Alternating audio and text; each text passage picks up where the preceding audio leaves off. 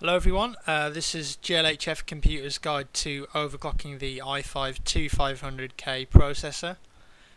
This particular computer uses Asus P8P67 motherboard. It's the B3 revision. We use 4GB of 1600 MHz Kingston memory, and of course we've got a custom CPU cooler on there. It's the Corsair A50 CPU cooler. Does a very good job and it's inexpensive, so highly recommend it. So the first thing we need to do is obviously turn on the PC, and as the PC boots up you're going to want to press delete on your keyboard. This will take you into the EFI BIOS. This is where you can change all the settings for your frequencies, your voltages, everything like that. So once we're in the BIOS, if this is the first time, this is the screen that you'll see. Now you can see here you've got some information on temperatures, on voltages, and the speed that your CPU is running at the top. We can't really change much in here, so we need to go to the advanced mode. Now you can see in the top right hand corner of the screen, advanced mode. We're going to click there. You can use your mouse, you probably figured out by now. Go into advanced mode. Now the main tab, this is where you'll start. You just get some general information. We want to be going into the AI tweaker tab next to it. Again, this is where you change all the settings. So this is where the magic happens. This is the stuff that we want.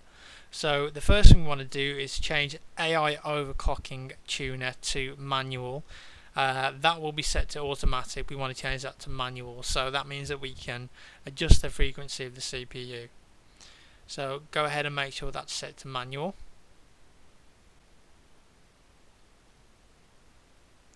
The next thing underneath that, we have the base clock frequency. Don't change that at all. We want to leave that at 100. If you start messing with that, you'll get some serious stability problems, so we're going to leave that at 100 for now. The setting underneath that, turbo ratio, make sure that's set to by all cores, and underneath that you can see that is the actual turbo ratio. We've set it to 45 because we want a 4.5 GHz overclock. That number multiplied by the base clock will give you the speed of your processor. So 45 times 100, 4500. That means that we've got 4.5 GHz overclock.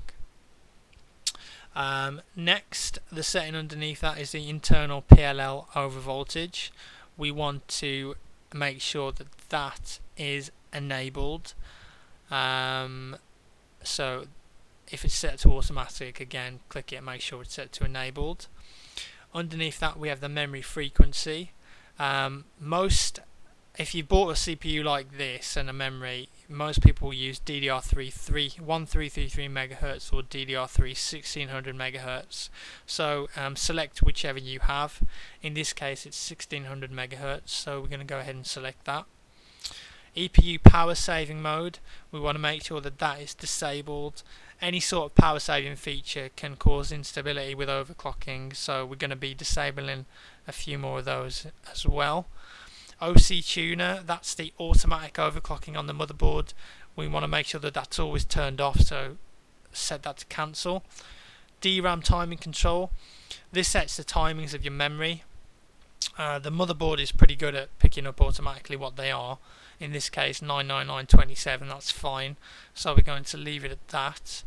But just go in there and make sure that you're set to the recommended timings. So we go back by clicking or pressing escape. CPU power management, we're going to go into this menu. Now the CPU ratio, we're going to leave that on auto. Intel speed stepping technology.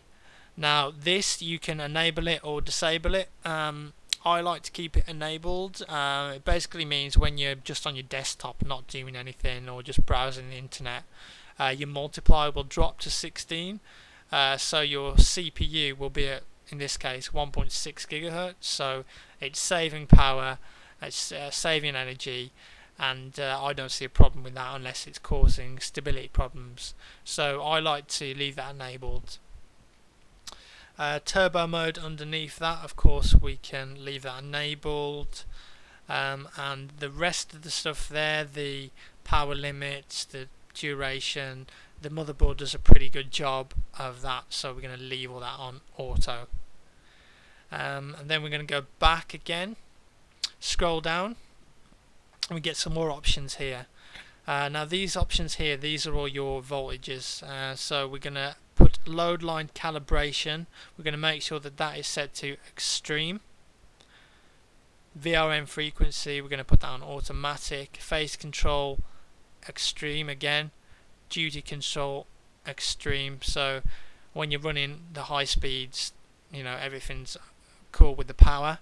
The CPU current capability for a 4.5 gigahertz overclock, 100% is fine. If you're aiming for a higher overclock than that, I would recommend perhaps putting that a bit higher.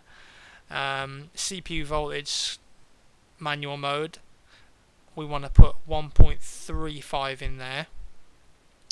1.35 is generally fine for a 4.5 gigahertz overclock. Some CPUs may only need 1.3, but this particular setup 1.35 I've found is stable. DRAM voltage, like I said, that's dependent on what memory you have. Most DDR3 memory modules will either run at 1.5 volts or 1.65 volts. In this case it's 1.65, so we set it to that. The VCCSA voltage, we'll set that to 1. VCCIO voltage, we'll set that to 1.1. The CPU PLL voltage, we'll set that to 1.9. And the chipset voltage, we'll leave that on automatic. You don't really need to change that. CPU spread spectrum, make sure that that is disabled. That causes some serious problems with stability if you have that enabled. I think that's everything in this menu. So now we're going to go to the advanced tab, into CPU configuration. CPU ratio, again, leave that on auto. You can disable the thermal monitor or enable it if you like. I have it disabled. We want to make sure that the CPU ID is disabled, execute bit enabled, and the virtualization technology, we can disable that. The important bits at the bottom, these are some power saving features, the C1, C3 and C6. We can make sure that these are all disabled. Again, some people enable them, but I find that they cause too much instability, so I'll just go ahead and disable those. If we go to the monitor tab, you have your fan controls in here. So basically the speed of the fans in your case and your CPU fan will be determined by how hot your CPU and your computer is running. So I leave them on disabled because I like the fans to be running at the maximum speed, so it's as cool as possible, but you can enable that if you want, and the speed of your fan will be relative to how hot your computer is.